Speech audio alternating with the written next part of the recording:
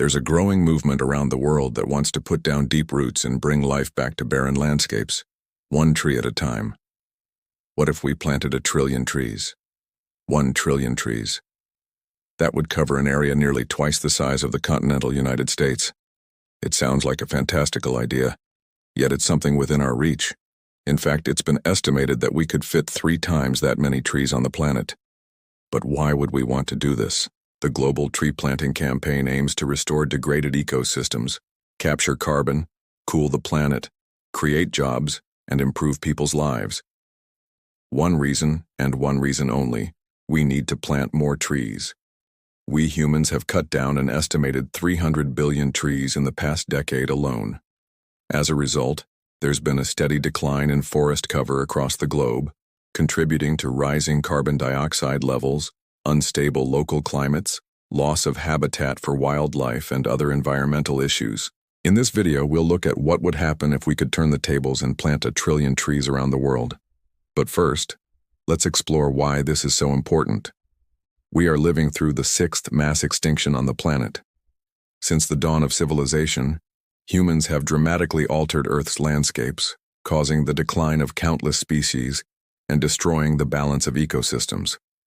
By some estimates, humanity is responsible for the current loss of species occurring up to 1,000 times faster than in the past. According to the World Wildlife Fund, populations of mammals, birds, fish, reptiles, and amphibians have, on average, declined by 69% since 1970, and deforestation plays a big part in that statistic. Forests are home to 80% of the world's land species, providing them with food, water, and shelter. So when forests disappear, species lose their homes and struggle to survive. But there is hope. When we plant trees, we provide animals with new homes and help to stabilize ecosystems. One way to measure an ecosystem's stability is by looking at its net primary productivity, or NPP. This is the amount of energy that plants in an area produce minus the energy they use for their own respiration. The difference is stored in the plants and soil and is available for the other organisms in the ecosystem to consume. When an ecosystem has a high NPP, it means that there's plenty of energy to go around and the system is considered stable. When an ecosystem has a low NPP, it means that not much energy is available for the other organisms in the ecosystem. A healthy, stable ecosystem should have a high NPP. When trees are removed from an ecosystem, the NPP typically decreases because trees are highly productive organisms. They convert a large amount of sunlight into chemical energy, which is then stored in their tissues. When trees are cut down or uprooted, that energy is released back into the ecosystem, either through decomposition or burning. This sudden increase in available energy can cause a spike in the NPP. However, the opposite happens when a forest is allowed to regrow. As the trees grow and photosynthesize, they remove carbon dioxide from the atmosphere and store it in their tissues. This process gradually increases the NPP until the forest reaches its full potential. Deforestation disrupts this balance, decreasing the NPP and destabilizing the ecosystem. But reforestation can help ecosystems recover by increasing the NPP once again. Another benefit of trees is that they absorb carbon dioxide from the atmosphere.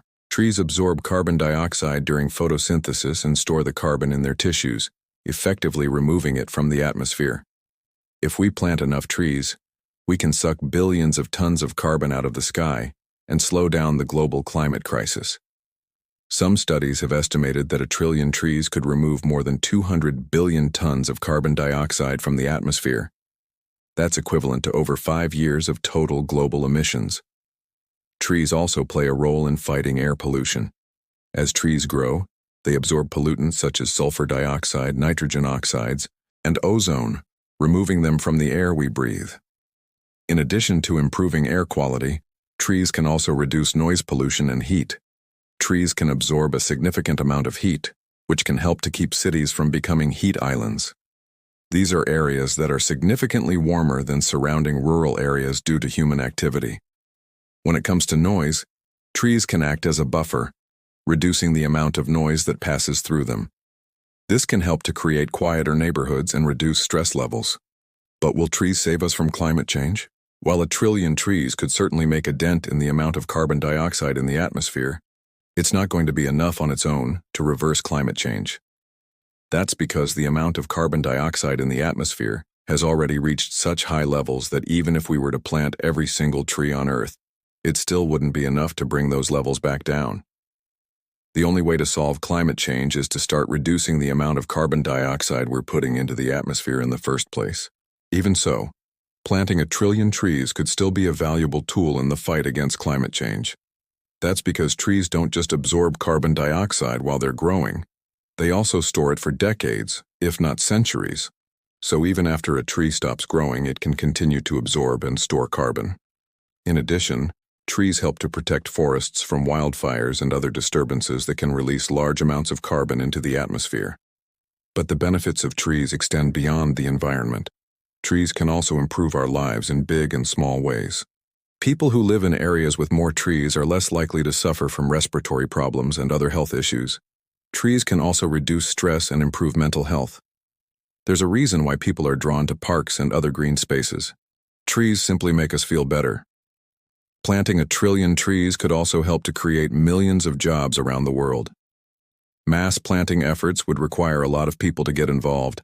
This could be a great way to boost local economies and provide people with a sense of purpose. Of course, planting 1 trillion trees won't be easy. For one thing, not all lands are suitable for trees. Some areas are too dry or too rocky. In addition, we need to be careful not to plant trees in ecosystems where they could cause harm. For example, in California, non-native trees have contributed to the state's devastating wildfires. Another concern is that reforestation efforts could take away from important agricultural lands. That's why it's so important that we approach this carefully. We need to decide which areas are most suitable for trees and which areas are most important for agriculture and other human activities. It'll also be important to plant the right types of trees in the right places.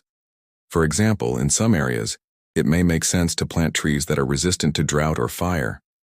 In other areas, we may want to focus on trees that provide food or other benefits for wildlife. Finally, we need to remember that planting trees isn't enough. We also need to reduce deforestation. That means tackling the illegal logging industry and finding sustainable ways to use forest products. It also means protecting forests from wildfires and other disturbances. This won't be easy, but it is possible. We've already seen remarkable progress in some areas.